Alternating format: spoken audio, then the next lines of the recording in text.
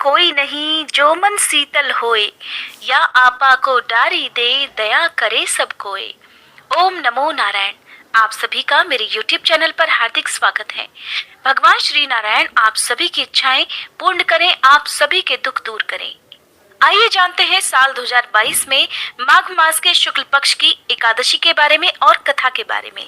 पहले जान लेते हैं तिथि और शुभ मुहूर्त के बारे में। जानते हैं कि एकादशी की तिथि और द्वादशी की तिथि कब से कब तक रहने वाली है, व्रत पारण का शुभ मुहूर्त क्या रहेगा और इस दिन पूजा करते समय किन किन नियमों का पालन करना चाहिए। अगर आप एकादशी का व्रत ना रख पाए या फिर महिलाओं को पीरियड होने लगे, तब इस कंडीशन में व्रत कैसे रखना चाहिए, क्या पूजा करनी चाहिए या नहीं करनी चाहिए, व्रत कथा आप कैसे पढ़ या सुन सकते हैं, इनके बारे में भी आज की वीडियो में मैं आपको बताने वाली हूँ। 12 फरवरी शनिवार के दिन माघ मास के शुक्ल पक्ष की एकादशी है और जिसका नाम जया एकादशी है। इस दिन नियमों का पालन करने और व्रत रखने से न केवल पापों का प्रायश्चित होता है, बल्कि भूत प्रेत और पिशाच योनि से भी मुक्ति मिल जाती है। एकादशी की तिथि प्रारंभ हो रही है 11 फरवरी की दोपहर 1:53 से, जिसकी समाप्ति होगी 12 फरवरी की शाम 4:27 पर। जब भी एकादशी की तिथि 2 दिन तक होती है, तब ऐसे में द्वादशी तिथि युक्त एकादशी का व्रत रखा जाता है और सूर्योदय व्यापिनी एकादशी का भी व्रत रखा जाता है। 12 फरवरी को सूर्योदय का समय रहेगा सुबह 7:05 और सूर्यास्त का समय रहेगा शाम 6:16 पर। एकादशी का व्रत हमेशा द्वादशी तिथि को सूर्योदय के बाद और हरिवासर का समय बीत जाने के बाद ही खोला जाता है, जिसका ध्यान भी आपको रखना है। द्वादशी तिथि प्रारंभ हो रही है 12 फरवरी की शाम 4:28 से, जिसकी समाप्ति हो जाएगी 13 फरवरी की शाम 6:42 पर। एकादशी का व्रत हमेशा द्वादशी तिथि को सूर्योदय के बाद और हरिवासर का समय बीत जाने के बाद ही खोला जाता है। 13 फरवरी रविवार के दिन द्वादशी तिथि है और सूर्योदय का समय इस दिन रहेगा सुबह 7:04 और सूर्यास्त का समय रहेगा शाम 6:17 पर। द्वादशी तिथि को आप पूजा तो सूर्योदय से पहले कर सकते हैं, लेकिन व्रत हमेशा सूर्योदय के बाद ही खोला जाता है। व्रत पारण का शुभ मुहूर्त रहने वाला है सुबह 7:05 से लेकर 9:27 तक। हरिवासर के समय खोले गए व्रत को भगवान श्री हरि स्वीकार नहीं करते हैं, इसलिए हरिवासर का समय बीत जाने के बाद ही व्रत खोला जाता है। हरिवासर का समय होता है जब द्वादशी तिथि प्रारंभ होती है तो उसके शुरुआत के 4 से 5 घंटे का समय।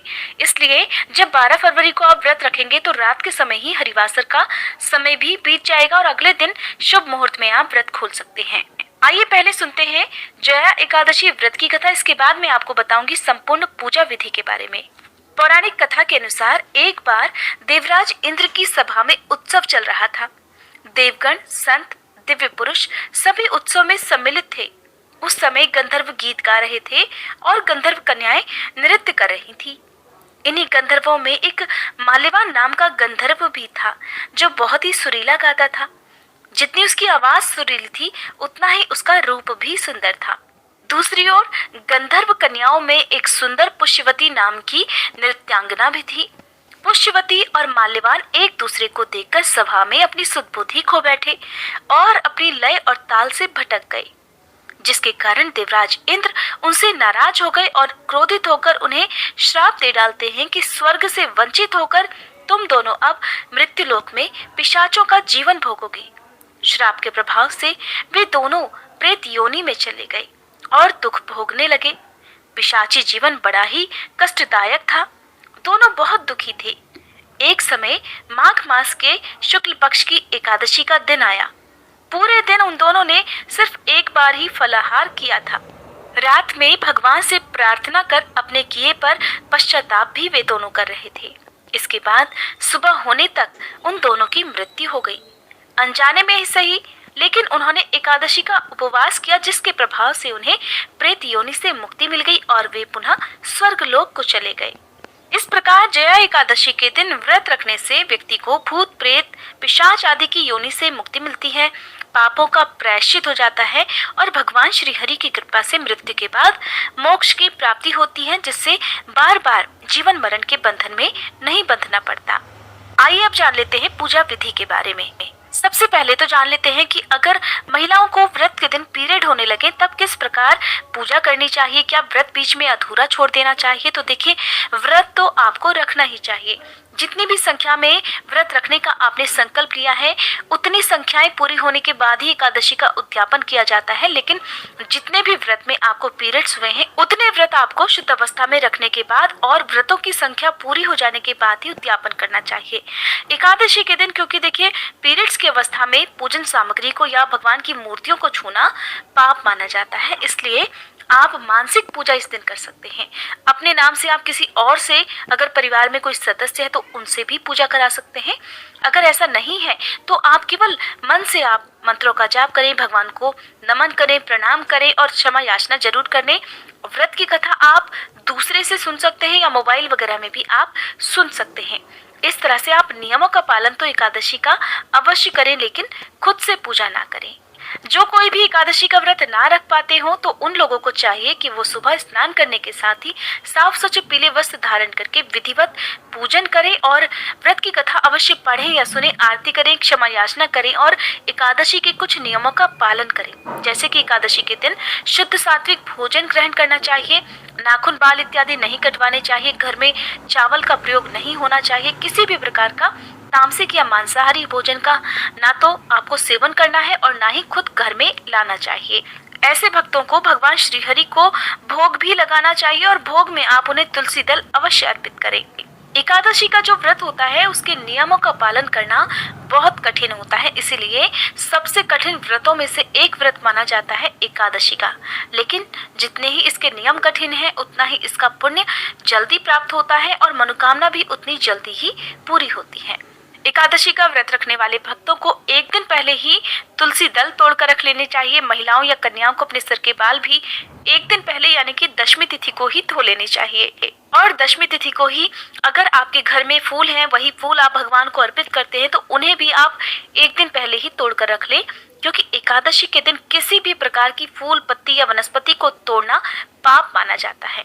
इसलिए आप दशमी तिथि के दिन इन सब बातों का ध्यान रखें। दशमी तिथि के सूर्यास्त से पहले पहले यानी कि जिस दिन एकादशी का व्रत आपको रखना है उससे एक रात पहले आपको सूर्यास्त होने से पहले पहले भोजन ग्रहण कर लेना चाहिए। उसके बाद अच्छी तरह से कुल्ला करके अपना मुंह साफ कर लेना चाहिए ताकि भोजन का कोई भी अंश आपके मुंह में न रह जाए।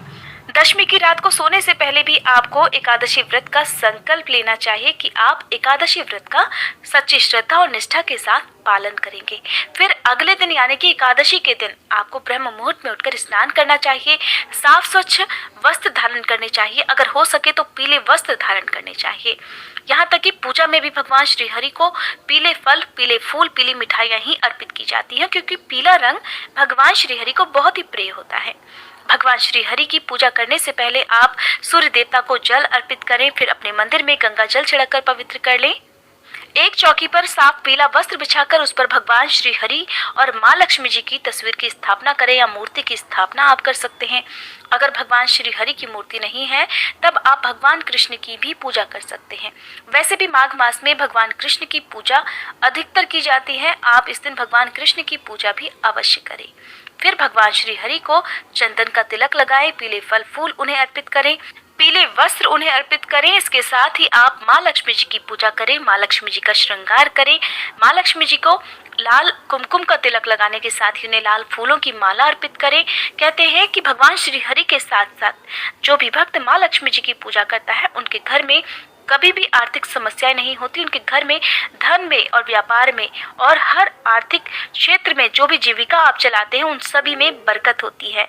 फिर आप धूप दीपक जलाकर भगवान श्री हरि के मंत्रों का जाप करें। ओम नमो नारायण, हरे कृष्णा या फिर ओम नमो भगवते वासुदेवाय नमः। इन साधारण से और बड़े सरल से मंत्रों का भी जाप आप कर सकते हैं। विष्णु चालीसा का पाठ कर सकते हैं, विष्णु सहस्त्र नाम का पाठ कर सकते हैं और व्रत की कथा जरूर सुननी चाहिए। अगर आपने व्रत नहीं भी रखा है तब भी आपको व्रत की कथा अवश्य सुननी चाहिए अगर आप एकादशी के नियमों का पालन करते हैं। व्रत कथा के बिना कोई भी व्रत अधूरा माना जाता है। सबसे अंत में आरती करके क्षमा याचना करनी चाहिए और फिर दिन भर निराहार रहते हुए आपको अपना व्रत रखना चाहिए। दिन भर भगवान श्री हरि का ध्यान करना चाहिए। अपने व्रत के दिन आपको जितना हो सके उतना मौन रहना चाहिए, क्योंकि कई बार अनायास ही मुंह से ऐसे शब्द निकल जाते हैं जिनसे व्रत खंडित भी हो सकता है या व्रत का पूर्ण फल भी प्राप्त नहीं होता है। क्रोध नहीं करना चाहिए, मन को शांत रखना चाहिए, अपने घर के बड़े बुजुर्गों का, अपने माता पिता का, अपने गुरुओं का सदा सम्मान करना चाहिए। अगर रह सके तो निराहार रहें, नहीं तो आप दिन के समय दूध या फल वगैरह भी ले सकते हैं। शाम को आप पूजा करें। पूजा करने के बाद जो लोग निराहार नहीं रह सकते वे फलाहार में कुटू का या सिंघाड़े के आटे का या फल वगैरह का प्रयोग भी कर सकते हैं। जहाँ तक हो सके एकादशी के व्रत के दिन नमक का प्रयोग ना करें। यदि आपको किसी कारणवश नमक का प्रयोग करना भी पड़ता है तो सेंधा नमक के बने हुए जो भी फलाहार है वो आप ले सकते हैं। रात को जितनी देर तक हो सके मौन रहकर आपको मन ही मन मंत्रों का जाप करना चाहिए या भगवान श्री हरि से अपनी जो भी मनोकामना है उसकी पूर्ति के लिए आपको प्रार्थना करनी चाहिए। एक छोटे बच्चे की तरह गिड़गिड़ाकर उनसे प्रार्थना करनी चाहिए कि वो किसी भी तरह से जल्द आपकी मनोकामना पूर्ण कर सके। अगर आपके जीवन में, आपके परिवार में दुख है तो उन दुखों को दूर करने के लिए साथ ही सभी आसपास रहने वाले लोगों के लिए भी आपको प्रार्थना करनी चाहिए। अगले दिन द्वादशी तिथि को ब्रह्म मुहूर्त में उठने के साथ ही स्नान करके सूर्य देवता को अर्घ देना चाहिए और फिर हाथ में जल या पुष्प लेकर दान देने का भी संकल्प लेना चाहिए। अगर आपने व्रत लिया है तो आपको दान का भी संकल्प लेना जरूरी होता है। जिस तरह से व्रत के दिन संकल्प लिया जाता है उसी तरह दान भी कहते हैं बिना संकल्प के अधूरा माना जाता है। आप चाहे किसी भी अन्न का, वस्त्र का दान करें, उसके साथ आप दक्षिणा जरूर रखें, चाहे कम से कम 11 रुपए ही क्यों न रखें, दक्षिणा अवश्य रखनी चाहिए। आप माघ में किसी भी वस्तु का दान कर सकते हैं, रुपए, पैसे, अन्न का, भोजन का, वस्त्रों का, जो भी आपकी शक्ति हो, आपकी सामर्थ्य हो, उसी के अनुसार दान करना चाहिए। सुबह की पूजा करते समय भी आप विधिवत वैसे ही पूजा करें जैसे कि आपने एकादशी के दिन सुबह के समय की होती है। फिर दान में दी जाने वाली जो भी वस्तुएं हैं उन्हें आप मंदिर में रखें, भगवान श्री हरि के चरणों में रखें और उसे माथे से लगाकर आप किसी भी योग्य ब्राह्मण को या निर्धन व्यक्ति को आप दान में दे सकते हैं। द्वादशी तिथि के दिन भी शुद्ध सात्विक भोजन ही ग्रहण करना चाहिए। व्रत क्या खाकर खोलना चाहिए तो देखिए, शुद्ध सात्विक भोजन, चाहे वो दाल, रोटी, सब्जी हो, और बहुत से लोग तो द्वादशी तिथि के दिन चावल खाकर ही व्रत खोलते हैं। एकादशी के दिन चावल का प्रयोग नहीं किया जाता है, लेकिन द्वादशी तिथि को व्रत का पारण अधिकतर लोग चावल खाकर ही करते हैं, जो कि गलत भी नहीं है। अगर आपने पहले से ही इस नियम का पालन किया हुआ है तो आप भी ऐसा कर सकते हैं। एकादशी और द्वादशी तिथि के दिन अपने घर के मुख्य द्वार पर दीपक भी जलाकर रखना चाहिए। आप रात के समय भी दीप जला सकते हैं और सुबह के समय भी दीप जला सकते हैं। इस प्रकार से आपका एकादशी का व्रत संपूर्ण होता है। उम्मीद करती हूँ आज की ये जानकारी आपको पसंद आई होगी। वीडियो कैसी लगी मुझे कमेंट बॉक्स में बताने के साथ साथ आप मेरे चैनल को सब्सक्राइब करके बेल आइकन भी प्रेस कर सकते हैं, ताकि मेरे चैनल पर समय समय पर अपलोड होने वाली सभी एकादशी व्रतों की जानकारी आपको समय से मिल सके। अगर आप श्रीमद् भागवत महापुराण कथा के अध्याय सुनना चाहते हैं तो मेरे दूसरे चैनल पर आप इन सभी अध्यायों का रसपान भी कर सकते हैं।